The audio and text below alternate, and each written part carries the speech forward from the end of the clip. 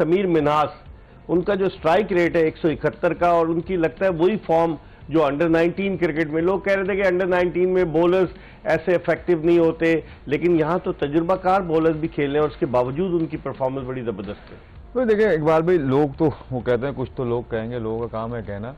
खैर देखिए, प्लेयर कहीं भी रन्स करता है ना, वो रन्स होते हैं। अब अंडर 19 लेवल में वो भी तो अंडर 19 है, वो कोई बुढ़ा थोड़ी है जो जाके 20 साल का है। वो मैं कहूँ वो अंडर 19 ही है ना, तो अगेंस्ट अंडर 19 ही प्लेयर्स के साथ खेलेगा ना। तो उधर पहली PSL खेल रहा है वो। एग्जैक्टली, जबरदस्त परफॉर्मेंस की है उसने, और फिर जिस तरह से वो उसको लिया इस्लामाबाद ने, सबसे अच्छी बात है जो समी भाई बार बार ये बहुत अच्छी बात मौका देते हैं वो उनको, उसको फ्रेंचाइज बहुत अच्छी मिली है। अगर आपने उसका इंटरव्यू भी सुना है तो वो यही कहता है कि भाई मुझे उन्होंने बोला जैसे खेलना है वैसे खेलो जाके। ये बहुत बड़ा साइन होता है किसी प्लेयर के लिए, अपकमिंग प्लेयर के लिए, अंडर 19 से निकलते हुए आ रहा है। अगर आप देखें तो 171 का स्ट्राइक रेट है, जो कि हमें चाहिए ऊपर लेवल पे, वही चाहिए हमें पाकिस्तानी टीम में। क्योंकि अगर आप देखें कि हमारा स्ट्राइक रेट जो है ओपनर्स का होता है 130 140 का स्ट्राइक रेट होता है, जिसकी वजह से हम 220 230 कर ही नहीं सकते।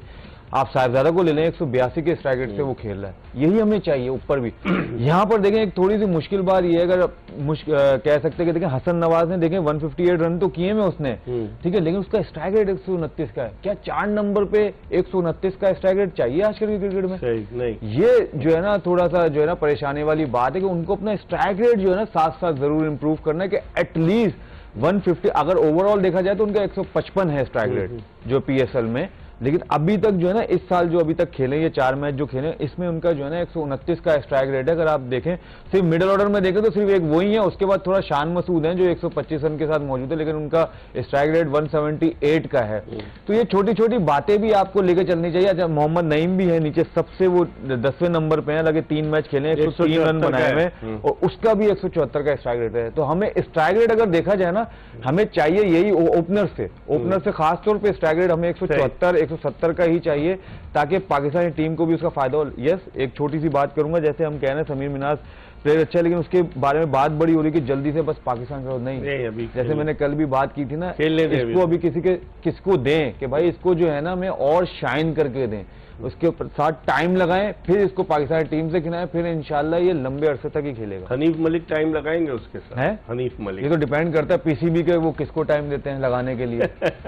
वो समय अगर हम देखें ओपनर्स, बहुत सारे ओपनर इसमें मतलब बास की पैची परफॉर्मेंस है। यासिर खान ने पहले मैच में रन किए फिर बाद में नहीं किए, माज सदाकत ने रन किए नहीं किए, साइम अयूब इतने इफेक्टिव साबित नहीं हो रहे, साहबजादा फरहान की हमने बात की, शामिल हुसैन ने 2 मैचों में रन किए फिर नहीं किए।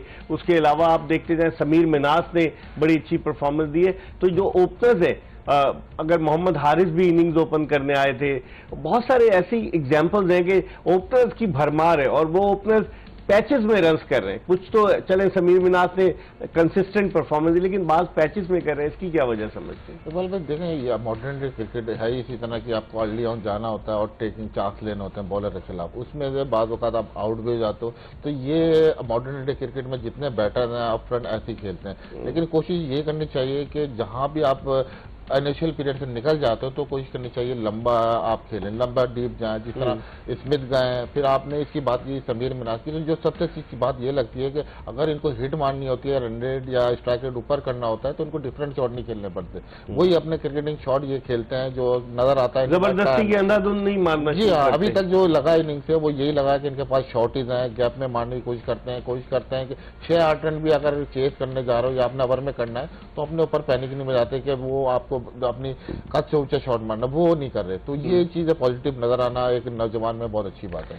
फवाद, समीर जो अपने साहबजादा फरहान इनिंग्स ओपन कर रहे हैं स्टीव स्मिथ के साथ, स्टीव स्मिथ तजुर्बाकार खिलाड़ी, उनका तजुर्बा साहबजादा फरहान के लिए कितना और मजीद मददगार साबित हो? ये तो डिपेंड करता है कि वो इतनी बात करते हैं अंदर जब खड़े होते हैं बैटिंग करते हुए, क्योंकि हमने अभी तक देखा नहीं। मैंने कहा हमने देखा नहीं अब तक बात करते हुए, कन्वर्सेशन नहीं देखी अभी तक ना उनकी आपस में जब वो बैटिंग कर रहे थे। आज भी देखें वो हिट लगा के भी अपनी जगह पे खड़े रहते हैं स्मिथ जो है, ठीक है, वो थोड़ा सा है एरोगेंट टाइप। खैर, जहां तक आपने जो एक्सपीरियंस की बात की, इनिंग्स के भी ग्राउंड के अंदर वो खुद सीखेगा साहबजादा फरहान, और जब आप ड्रेसिंग रूम भी शेयर कर रहे होते हैं ना, उसमें भी बहुत सारी चीजें देखने के लिए सीखने के लिए मिलते हैं, क्योंकि डिसिप्लिन आप सीखते हो कि वो उसके वर्क एथिक्स क्या हैं जिसकी वजह से वो इतना कंसिस्टेंट है हर चीज में। एग्जैक्टली, तो वो चीज जो है ना वो ऑब्जर्व करेगा। अच्छा, साहबजादा फरहान का आपने नाम अच्छा लिया क्योंकि उसने जो है ना बहुत रगड़ा खाया हुआ है डोमेस्टिक में, इसलिए वो शाइन होके आया हुआ है, इसलिए वो इतना कंसिस्टेंट है।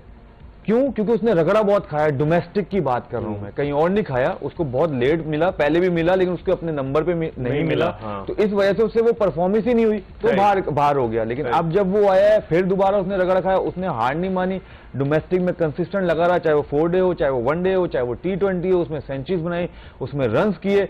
जब वो आया तो अलग ही साहबजादा फरहान नजर आ रहा है और कंसिस्टेंट है। और उसको अब ये अगर आप उसकी टेक्निक वगैरह देखें तो बहुत सारे फॉल्ट लगे, लेकिन बट उसको रन्स बनाने आते हैं, जैसे स्मिथ को रन्स बनाने आते हैं। रन्स किए ना, बिल्कुल आप इत्तेफाक करेंगे ना कि जिस तरीके से साहबजादा फरहान अपनी जिंदगी की प्राइम फॉर्म में 15 महीने में उसकी 9 सेंचुरियां हो गई T20 में, 11 सेंचुरियां अपने बाबर आजम की और 9 सेंचुरियां T20 में। हर तरह की क्रिकेट में विराट कोहली की हैं, तो हम विराट कोहली से तो कंपैरिजन नहीं करते, लेकिन आप समझते हैं कि साहबजादा फरहान जिस फॉर्म में है और वो ड्रेसिंग रूम में बहुत कुछ सीखते होंगे स्टीव स्मिथ, इतना एक्सपीरियंस क्रिकेटर उनके साथ है।